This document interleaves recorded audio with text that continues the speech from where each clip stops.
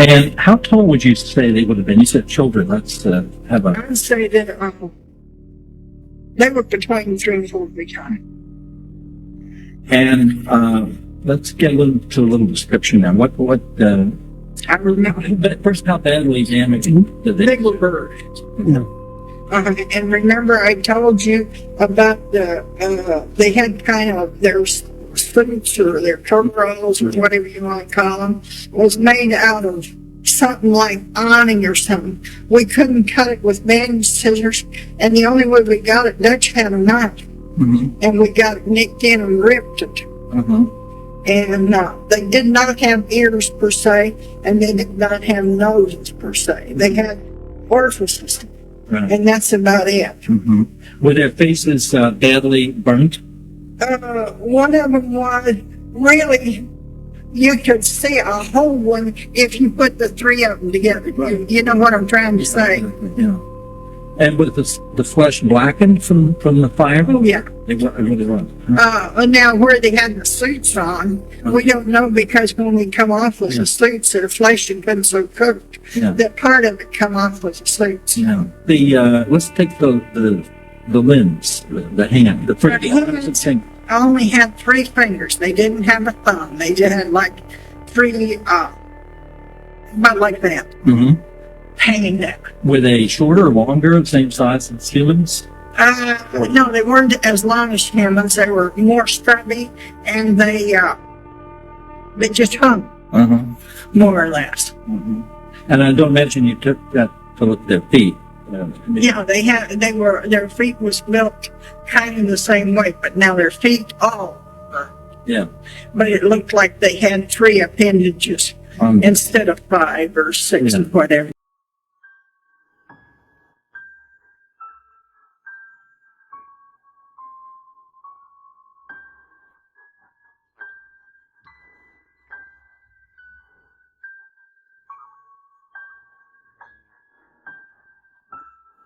We as the human race, regardless of where we're located in the world, are always presented with 2 equally opposing options, be it heaven or hell, good and bad, hot and cold, or to lie or tell the truth. What I'm about to present to you will allow you to make your own judgment on the aerial phenomena presented by Mr. Greer.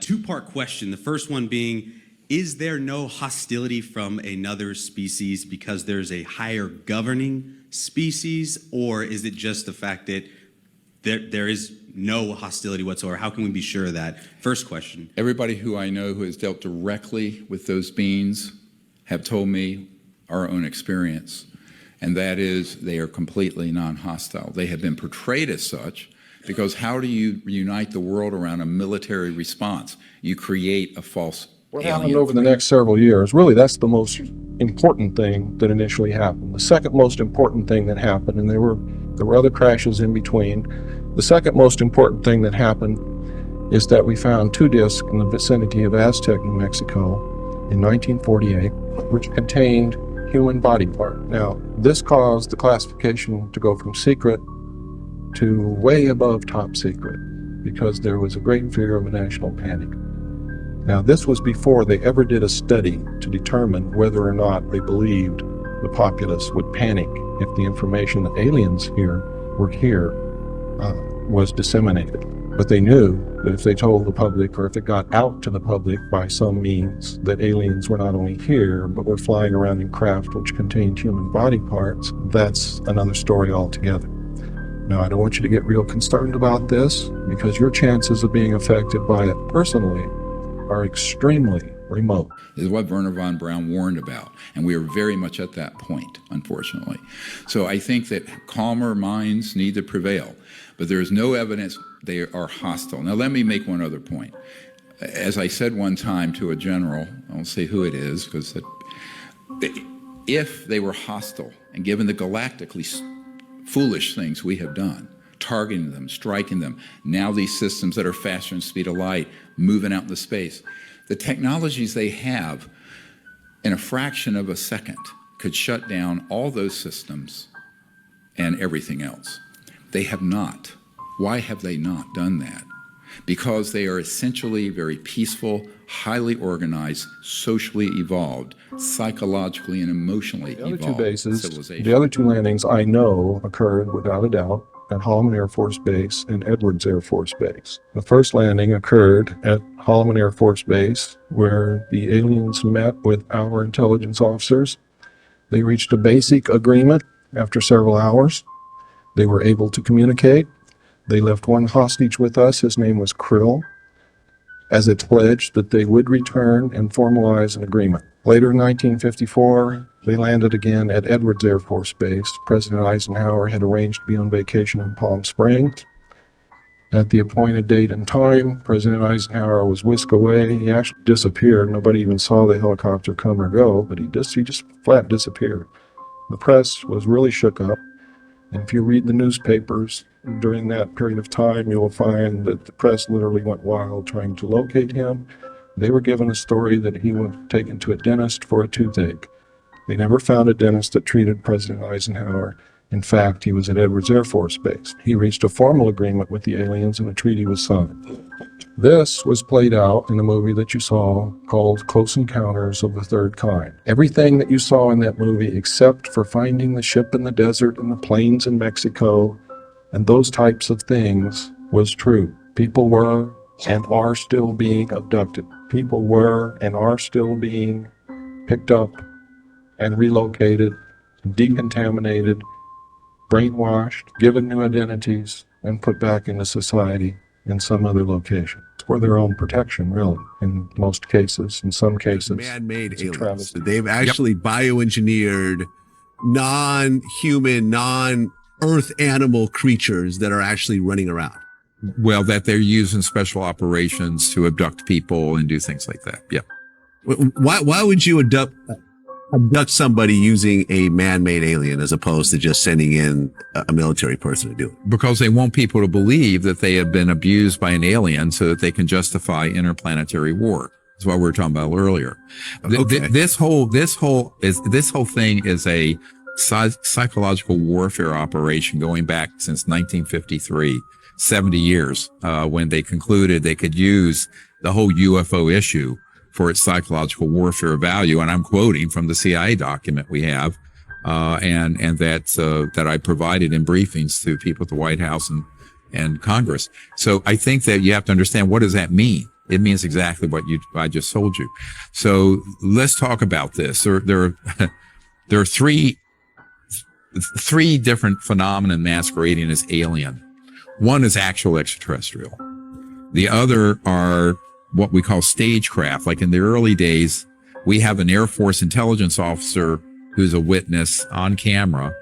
And this is actually in our documentary called Unacknowledged. It's had over 700 million people see it. You can see it on Amazon or Tubi or whatever. And he states that they had staged these abductions. And in the early days would take a very short man and then make them up like Hollywood style to look like an alien. And they'd be put on these man-made UFOs and they would go and abduct people. Now, to what purpose? It's what we just talked about, for the psychological warfare, so they could convince and brainwash people. Membrane, and at the time of surgery, it can't be cut with a surgical blade. It's impervious to cutting. Hence, the other foreign objects that have been removed offer clues that suggest an intelligence was involved. The nerves that they were attached to seems to indicate that there was a procedure there done that allows whomever did this to monitor that person's biological functions and even to control them. They could be tracking devices. These could be devices for monitoring a genetic change or genetic progression in the body. Perhaps if they are truly implants, they are there for a purpose where we as a human being couldn't even surmise.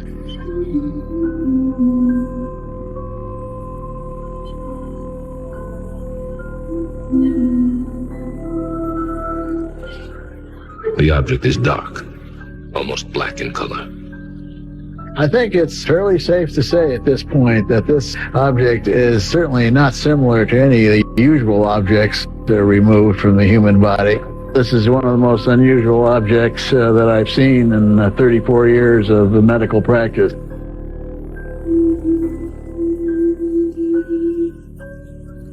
The first step in analyzing the object was to study its surface. To do that, it was examined through a scanning electron microscope. This allowed for it to be magnified up to 500 times its actual size. The object appeared to be predominantly iron, perhaps a small fragment of a steel knife or tool. But in order to reach a more definitive conclusion, the unknown object had to be analyzed under its surface, on the inside. For that process, it was brought to the University of Texas in San Antonio. It looks like it might be an iron oxide. If we can crush it and get it to very small size, we'll be able to really get to the internal structure more readily. The object resisted crushing, but an outside layer did flake off. This was put under X-ray diffraction, and the results of this test were curious. They couldn't match it to any of the 65,000 known substances. Camera footage of some object that looked like it was blew up or was hit. I have seen one thing that looked like a photo of an unusual looking creature in that backyard. I have seen that. It was sent to me. But we haven't been able to get to the actual officers who were there or the people who claimed that this creature appeared in their backyard after this object was struck. Is it plausible that could have happened? Yes, because they're near an area, MOA, a military operating area, that do have systems that can target and hit an ET craft. And I know where these are around various parts of the United States. By the way, in the early mid-90s, I learned that there was one of these, it was horseshoe-shaped electromagnetic pulse weapons along the coast of Florida, along Eglin Air Force Base. Whether that's still there or not, I don't know. But so it's feasible that that event happened, but again, I haven't been able to get anyone. So Alex, it's really compelling with the advent of a year passing almost, that they've had a chance to digest what it is they've been through. They have kept quiet. They are not looking for attention. And yet now you're getting information, especially from this 15-year-old or the 17-year-old, that's pretty alarming. Yeah, and I've found out from speaking to Angel Kenmore that life just really has not been all that easy for the past year since they saw that 10-foot-tall creature in their backyard right here behind me. For him, he says that he's plain and simple traumatized by it all. He says he can't sleep at night. He's become slightly paranoid. He cries at night, trying to make sense, heads or tails, of what exactly he saw that night, playing it back over and over in his head. You can imagine the torment that's going through in his head. But to this day, none of the family has a very good explanation about what exactly they saw that night. But to their credit, they've stayed pretty consistent about the facts and the details. I really grilled him about that, trying to get him to remember as much as he possibly could about that night. Here's a portion of our conversation. What do you remember about that night? What do you remember seeing? Start again, I guess. We were in the backyard fixing a truck, and then out of nowhere we just see a big light fall down and basically crash in the backyard. And moments after, like a couple seconds after, I saw the big giant creature in front of me. The alien, whatever you guys want to call it. The alien, demon, whatever you guys want to call it. What do you believe it is? A demon. A demon? Yeah. So maybe that's changed, that once you thought it was an alien, now you believe it was a demon. Yeah, I mean, I don't know what it is, only God knows what it was. But I'm thinking it's like something bad, not a good thing. Was it moving? Was it doing? Yes, it was moving. You could see like he was breathing, like he was like pissed off. Like he wanted to do something. And he was looking at you and your brother? He was looking at me, yeah. Did he say anything? Mm-mm. Well, I remember he was growling like a dog, like he was growling. When did it end? As soon as I closed my eyes, I guess. I don't know. I think I was praying or something like that, and they just let me go. That's when I went inside, and I saw my dad. I mean, I saw it too. It felt like it had a control of your body? Oh yeah, I couldn't move. Yeah. You were paralyzed at the sight of this thing. Yeah, I couldn't move. And you were looking at it for 30 or so seconds, and then all of a sudden it was gone? Yeah. That was pretty creepy. A lot of people think that that's just hard to believe. That, like I said again, they can think whatever they want. What do you say to the people who believe that your family just made this whole thing up to try to get attention? They can believe whatever they want, you know. I'm not doing it for fame. If I did it for fame, I would be on YouTube and stuff like that, doing more videos, but I don't care, guys. I just went on TikTok and YouTube, made my story. That's pretty much it. I made no money off this. I want people to know that. I made no money off this. I don't need money. That's pretty much it. They can believe whatever they want. I bet you hope it doesn't happen to anybody. Oh, no, hopefully not, no. I hope God, no. Really bad experience. Really. I want to provide you all the facts that can't be ignored regardless of your beliefs on this topic. Whistleblowers, dealing with the highest level of top secret information, the powers that be have, aren't able to openly spread this information without dire consequences. Bill Cooper was shot at his home in the head by the police in his town. Phil Schneider was found strangled to death with his own catheter wrapped around his neck. And Dan Burisch was also found dead in his apartment after being beaten horribly. These men all paid the ultimate price. A logical person can't help but notice that mercy, thankfully, has been granted to a select few.